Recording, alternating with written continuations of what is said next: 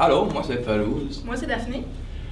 Aujourd'hui au dîner, ça va être des penne à la viande. Les animateurs pour aujourd'hui, ça va être Chloé Gionnet et Mélissa Gionnet. Aujourd'hui aux Intramuraux, ça va être les Roadrunners contre les 98, les boules de feu, les boules de glace contre les petits poulets. Demain, ça va être les petits poulets contre les recrues, puis les Acadiens contre les Roadrunners. L'infirmière en santé sexuelle sera ici demain en avant-midi. Vous pourrez faire un rendez-vous au secrétariat. Voici une annonce de Madame Élise Herré.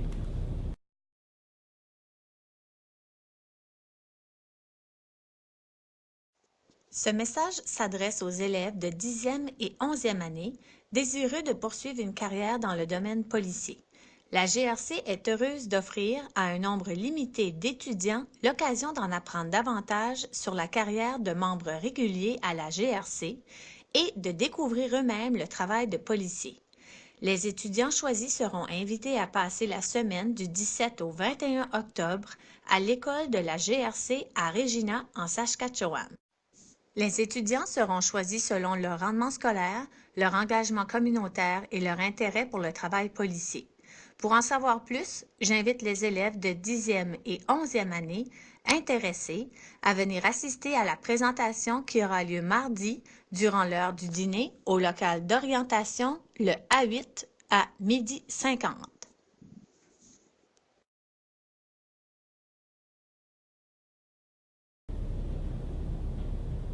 Il y aura une rencontre pour les élèves intéressés à participer au concours annuel de l'Association canadienne des physiciens et physiciennes.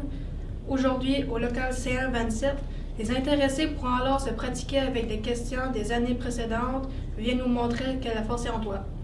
La rencontre au cours de laquelle les participants substituent au sommet de la viabilité présenteront leur exemple de projet viable se tiendra demain au local C225. Apportez votre dîner. Demain à 12h50, il y aura une pratique pour les élèves qui font des numéros de musique pour le spectacle PLM s'éclate. Voici un message de Madame Julie Cormier sur la pièce de théâtre qui sera jouée lundi aujourd'hui.